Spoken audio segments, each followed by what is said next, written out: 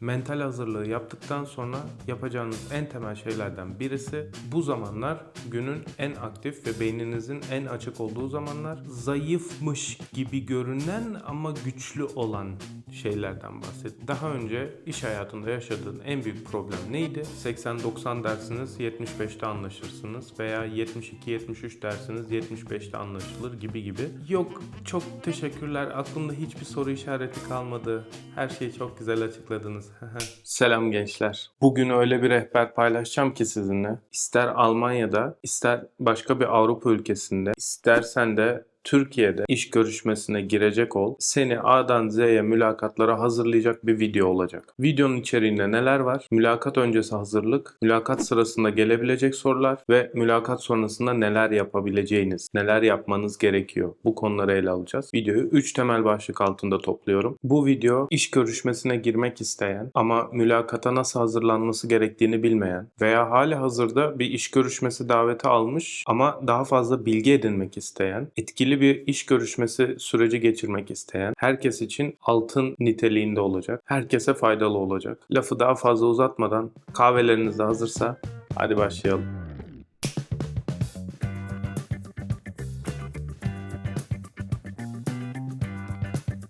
Gençler, iş görüşmesine hazırlık sürecinde ilk önce yapmanız gereken en temel şey mental olarak kendinizi hazırlamak. Ne demek bu? İş görüşmesi bir sahnedir. Kendinizi sahneye çıkıyor gibi düşün. Yani mülakata çağrıldığın an itibariyle artık senden bir performans sergilemen bekleniyor. Ama bu bir tiyatro değil. Sahici olmanız lazım. Mental hazırlığı yaptıktan sonra yapacağınız en temel şeylerden birisi mülakata gireceğiniz şirketin ne iş yaptığı. Yani ürünleri nedir? Hangi alanlarda çalışıyor, hangi şehirde, kültürü nasıl, bunları iyice ezberlemeniz gerekiyor. İnternette bulabileceğiniz bütün bilgileri bir yere not etmeniz gerekiyor. Şirketi öğrendikten sonra, faaliyet alanlarını öğrendikten sonra ikinci bir adımda ilan detaylarını iyice ezberlemek. Yani ilanda ne istendiğini ve sizin bu ilanda hangi noktalarla eşleştiğinizi çok iyi bir şekilde tespit etmeniz lazım. Mülakata hazırlık sırasında mutlaka not alarak çalışın. İş ilanının çıktısını alın, kendi CV'nizin çıktısını alın, şirket hakkında edindiğiniz temel bilgileri not ettiğiniz not kağıtlarını alın.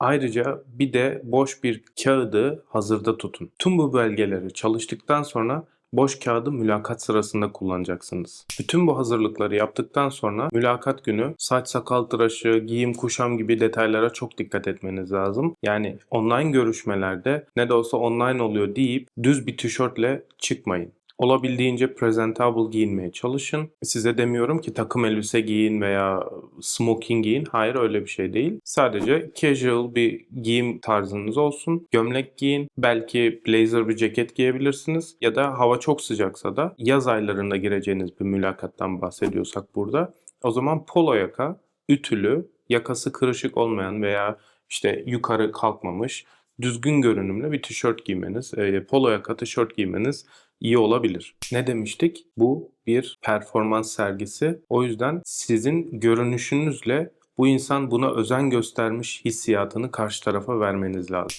Burada çok önemli bir tavsiyede bulunmak istiyorum. Eğer toplantı tarihiniz net değilse, sadece sizden tarihi ve saati belirlemeniz istendiyse, o zaman sabah saat çok erkenlere toplantı talebinde bulunmayın veya akşam çok geç saatlerde toplantı talebinde bulunmayın. İdeal toplantı zamanı kahvaltıdan 1-2 saat sonra ya da öğle yemeğinden 1-2 saat sonra. Bu zamanlar günün en aktif ve beyninizin en açık olduğu zamanlar, etkili bir şekilde konuşabildiğiniz zamanlar. Buna dikkat etmeniz lazım. Bütün mülakat öncesi hazırlıkları tamamladınız. Geldi çattı mülakat zamanı. Asla mülakata geç kalmayın. Ne bir dakika geç ne bir dakika erken. Tam zamanında bilgisayarın başında olun ve kameranızı kontrol etmiş olun. İnternet bağlantınızı kontrol etmiş olun. Toplantı saat 11'de ise tam 11'de görüşmeye katılın. Gelelim mülakat sorularına. Mülakatın seyri öncelikle sizi mülakata çağıran kişi, şirket ve pozisyon detayları hakkında bilgi verecektir. Bu ortalama 2-3 maksimum 5 dakika kadar sürer. Daha sonrasında da sizden kendinizi tanıtmanız beklenecektir. Kendinizi tanıtırken doğduğunuz tarihten başlamayın. Kimse sizin kaç yılında doğduğunuz veya hangi okullara gittiğiniz, ilkokul nerede okuduğunuzla ilgilenmiyor.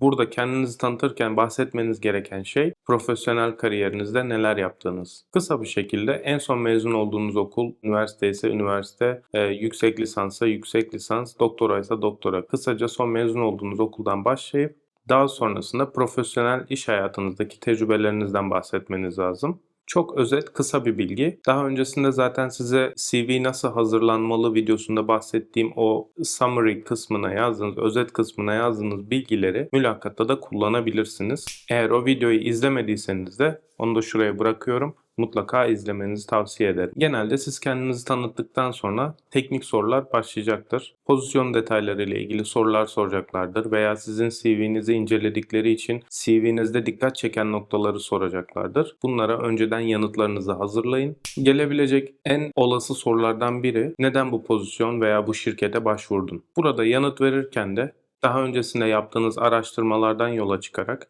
şirkete özel birkaç nokta, belki ürünlerinden veya büyüme hızlarından etkilendiğinizi belirtebilirsiniz. Bunun dışında sizin de bu pozisyona kabul edildiğinizde şirkete katabileceğiniz katkılardan bahsedebilirsiniz. Bu iki bilgiyi harmanlayıp kısa bir cevap verin. Bu harika bir cevap olarak nitelendirilir. Bu şekilde, yani bu formülü kullanarak verdiğiniz cevap harika bir cevap olacaktır. Bana göre en saçma sorulardan birisi de, ama yine gelme ihtimali var mülakat sırasında, neden seni seçelim veya neden seni işe alalım? Tabii ki diyemezsiniz ki para lazım beni işe alın. Burada daha profesyonel, daha düzgün bir cevap vermeniz lazım. Şirkete katabileceğiniz katkılardan bahsedin. Bu soruların yanıtlarını önceden hazırlamış olun. Unutmayın, iş görüşmelerinde %100 her zaman doğruyu söylemek zorunda değilsiniz. Mutlaka mülakatlarda bir kısım yalan vardır. Hem sizin tarafınızdan hem de şirket tarafından. Çünkü şirket de her zaman her şeyi size net bir şekilde açık açık söylemez. O yüzden siz de birazcık yalanı katabilirsiniz. Bunda hiçbir sorun yok. Gelebilecek en klasik sorulardan bir diğeri de güçlü yönlerin ve zayıf yönlerin nelerdir diyeceklerdir.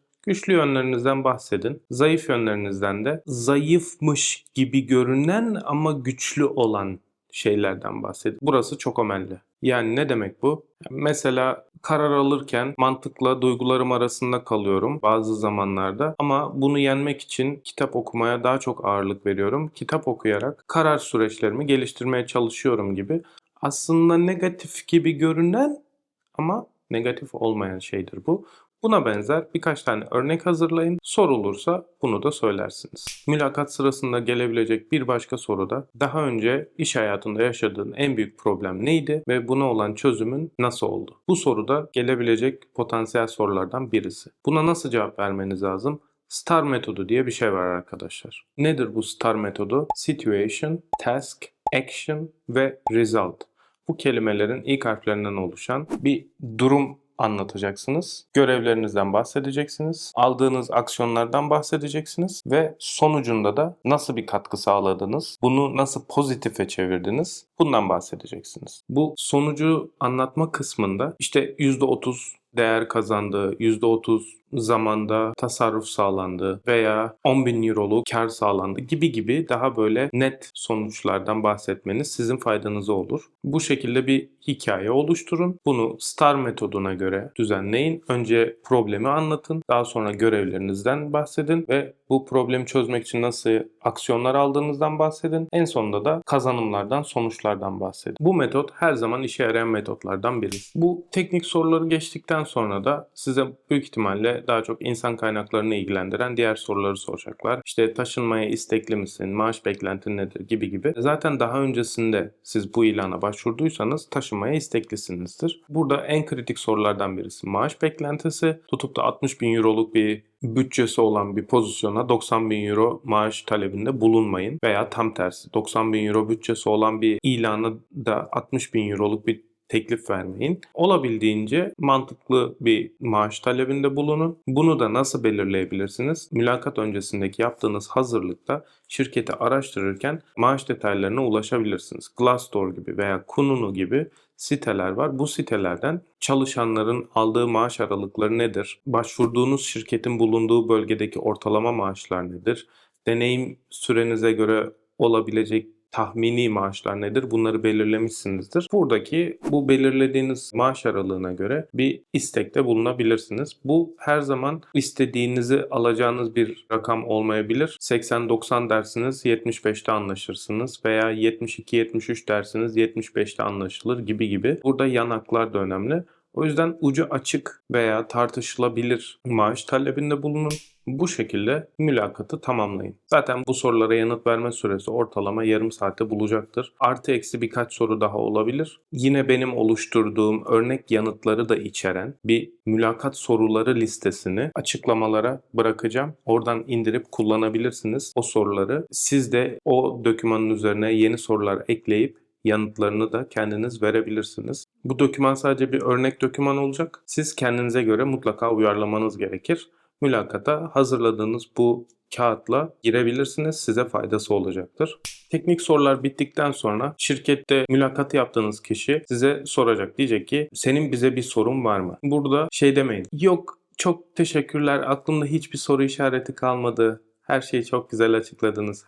Hayır, böyle bir şey yok. Arkadaşlar direkt sizin de önceden hazırlamış olduğunuz soruları normal bir şekilde sormanız gerekir. Stratejik sorular olsun bunlar. Yine o paylaştığım dokümanın içerisinde sizin sormanızın iyi olabileceği örnek soruları da bırakacağım. Bunları siz de çeşitlendirebilirsiniz. Nedir bu sorular? Şirketin eğitim imkanlarını sorabilirsiniz. Pozisyon yeni mi açıldı yoksa daha önce birisi çalışıyor muydu burada? Çalışıyorduysa neden ayrıldı? Bunu sorabilirsiniz. Görüşmenin sonraki adımlarını sorabilirsiniz. Ve eğer kabul edilirseniz ilk 6 ay içerisinde karşılaşabileceğiniz en büyük zorluk ne olacaktır? Bunu sorabilirsiniz. Bence en kral soru, diyelim ki beni işe aldınız. Bir sene sonrasında performansımı başarılı gösterecek olan adımlar nelerdir? Bu performans değerlendirmesini neye göre yapıyorsunuz? Bunu sorabilirsiniz. Ekipte bulunan insanları sorabilirsiniz. Çalışacağınız ekipte kaç kişi var? Tek mi olacaksınız? Bütün sorumluluk sizde mi olacak? Yoksa diğer kişilerde de eşit sorumluluklar mı olacak? Bunları sorabilirsiniz. Daha sonrasında da zaten mülakat bitecektir dediğim gibi. Yarım saatlik bir süre veya 45 dakikalık bir süre. Bu süreyi en verimli şekilde kullanmanız gerekiyor. Bu verdiğim yöntemlerle, bu verdiğim ipuçlarıyla bu süreci en verimli şekilde geçirebilirsiniz. Şimdi mülakat öncesinden bahsettik. Mülakat sırasından bahsettik. Gelelim mülakat sonrasına. Mülakat sonrasında ne yapmanız lazım? Toplantı bittikten ortalama bir yarım saat 40 dakika sonrasında mülakata girdiğiniz kişiye bir teşekkür maili atmanız lazım. Bu insanlıktır. Bu zorunlu değildir ama insanlıktır. Profesyonel bir dille yazılmış güzel bir mail oluşturun. Bu mailin de örneği yine o dokümanda olacak. Bunu oluşturduktan sonrasında da gönderin. Bu iyi bir izlenim bırakacaktır sizin hakkınızda. Zaten altı üstü bir mail elinize yapışmaz. Bunu yapın. Bu şekilde ortalama bir hafta içerisinde bir yanıt alırsınız. Eğer bir yanıt almadıysanız o zaman bir hafta sonrasında bir takip maili gönderin. Follow-up maili gönderin ve herhangi bir sonuç olup olmadığıyla ilgilendiğinizi veya ek bir soruları olup olmadığını sorduğun kibar bir mail gönder. Hatırlatma maili gönder. Eğer hala yanıt almıyorsan da o zaman LinkedIn üzerinden şirketin insan kaynakları yetkilisini bul ve ona şikayette bulun. Ben şu tarihte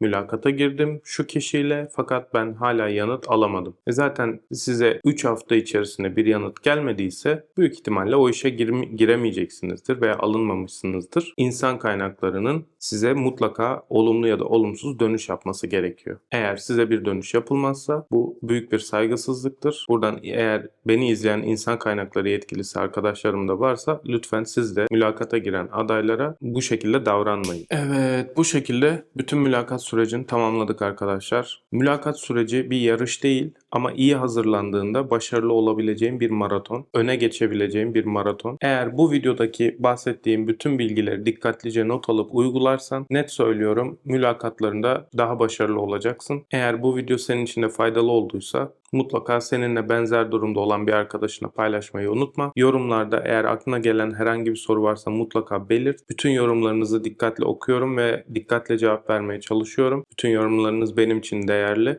Siz de değerlisiniz. Kanala abone olmayı, videoya beğeni atmayı ve yorum yazmayı unutma. Her gün büyüyen bir aileyiz. Kanalımız neredeyse 3000 kişiye ulaştı. Bu gerçekten muazzam bir gelişme. Hepinize bunun için teşekkür ederim. Ailemiz her geçen gün daha da büyüyor. Bu sizin sayenizde, sizin beğenileriniz ve yorumlarınız sayesinde gerçekleşiyor. Umarım videolar faydalı oluyordur. Lafı daha fazla uzatmadan Katıl abonelerimizden de bahsedip videoyu kapatacağım. Katıl abonelerimiz İbrahim Butgül, Rıdvan Kınay, Podcast, Dilan Dinçer, Yetiş ve Süreyya Yeter. Hepinize çok teşekkür ederim. Haftaya büyük bir gelişmeyle karşınızda olacağım. Büyük ihtimalle daha önceki günlerde de Instagram'da bu gelişmeyi paylaşmış olurum. Beni Instagram'dan da takip edebilirsiniz. Kendinize çok iyi bakın. Haftaya belki de daha kısa sürede görüşmek üzere.